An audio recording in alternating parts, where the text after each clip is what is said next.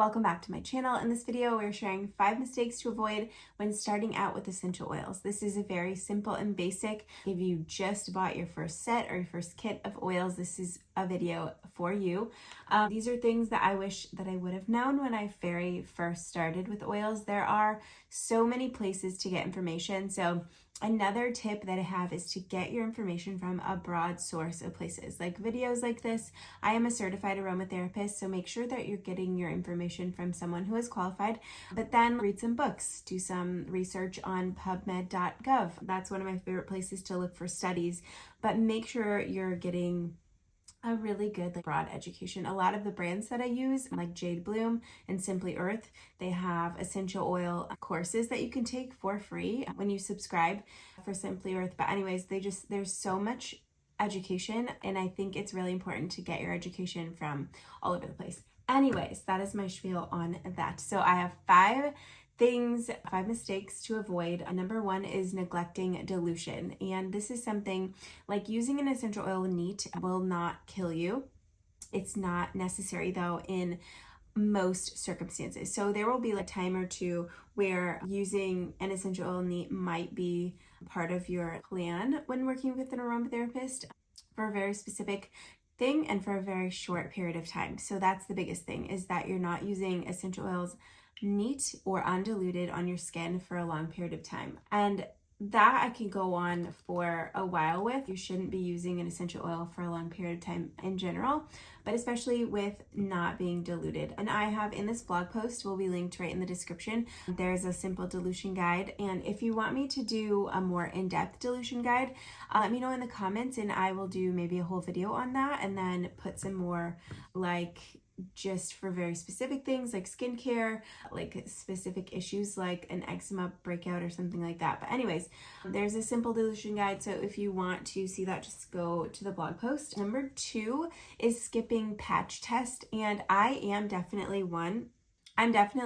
to do this when I'm like, I feel like the biggest one that I can think of in patch test is doing your hair. I used to dye my hair at home and I never did a patch test. What is this? But with oils, you'll know within minutes if you're going to have a negative reaction to an essential oil. So make sure you test a small area of your skin and look for a rash or raised bumps or whatever that might occur. It's rare, but it could happen. So you'd rather have a tiny spot that happened to than your entire body after putting an entire lotion or whatever it is on. Number 3 is overusing essential oils in general. And this is something that I feel like I have gone in waves with. So in the very beginning, I was very cautious and didn't use enough essential oils, I don't feel like. And then I was like, oh, I'm good. I have so much of this. Why not just put 10 drops in the diffuser instead of 5 or something like simple like that? But really, they are, I feel like, widely overused. You don't need a ton of oils for them to be effective.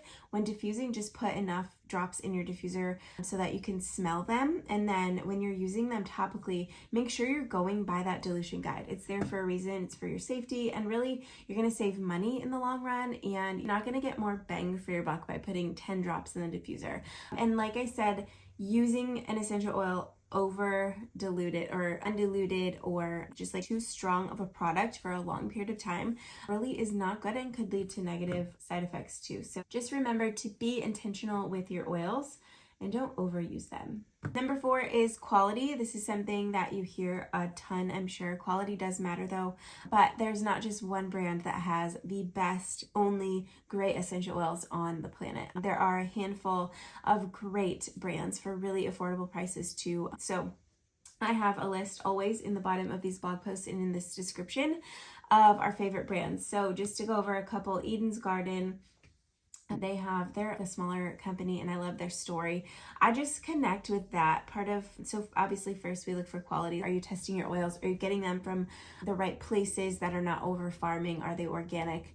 Is the Latin binomial or the scientific name on the bottle? Those are important too, but I really connect with the brand story. So that's just personal choice for me. But Jade, they have the university, so you can not become certified, but you can take their course and become just more educated. And I love that, because if a brand is sketchy, they're not going to teach you how to use essential oils properly because they don't want you to know if they have these little sketchy things going on. Anyways, that's just another personal. Mountain Rose Herbs, they are very rustic, I guess is the word to describe them. They have a bunch of herbs and teas and all kinds of products, but they are organic and they are as legit as they come.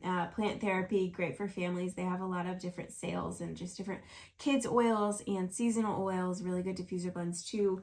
Revive, great prices for dupes for the more popular brands. Rocky Mountain Oils, also great blends. I love their story too, and their Instagram is full of information on how to use oils, like cool recipes. And then Simply Earth, which they really teach you how to use oils, and they have, again, a course and different things. And there's more too. That's not the end all be all list. I just haven't tried and not like I can't. Those are just the ones that we use in our home and trust and love. And number 5 is disregarding safety. And this is something that's can be simple, but really just you need to know. Some essential oils, mostly just the essential oils that are cold pressed, which those are the most common ones that you'll find. Those can cause sensitivity to sunlight. Don't use them and then directly go out into the sun, or you'll get a rash, a really bad negative reaction. Some essential oils are just really strong. Well, they're all strong. So some are lemongrass, peppermint, cinnamon. Those are all like, if you put them on undiluted, you will get a rash. And sometimes these rashes that do occur take a long time to go away. And it's your body's way of just saying like, hey, this is not how you're supposed to be using this product. Some essential oils might not be safe for pregnant, nursing women, pets. Really young babies are very sensitive. Obviously, small pets, cats. We're getting rabbits soon, and I am a little bit nervous. There's not much research done on essential oils and rabbits, and so we're just gonna act out of an abundance of caution. They're gonna be away from this room where I have 90% of the oils in our house, and we're just gonna have to be extra careful. But we have a dog, so just things like that. It has to be in the back of your mind, and you have to be extra careful. Like in most of these accidents, and then like when a pet or a baby gets into an essential oil and like drinks some of it. So obviously we wouldn't be doing that regularly. And so regular safe use is generally like okay, but just have that in the back of your mind for safety. There are other things too. So if you're on certain medications, you might want to avoid certain oils. And that is when it's really good to work with an aromatherapist, because they know that, they're trained in that, and we can work with you very specifically and personally and get all of that background information.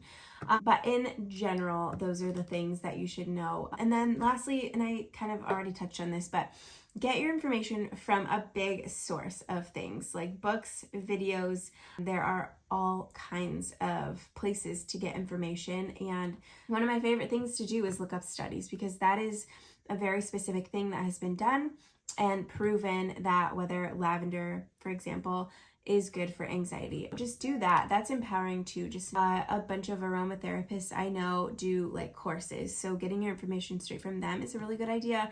Take a course I got my certification from Aromatic Studies, and they have so many different classes that you can just go on and take too. Not even just to become certified, but there are really good places and really bad places to get your information. So make sure, like I said, you're just not sticking to one source.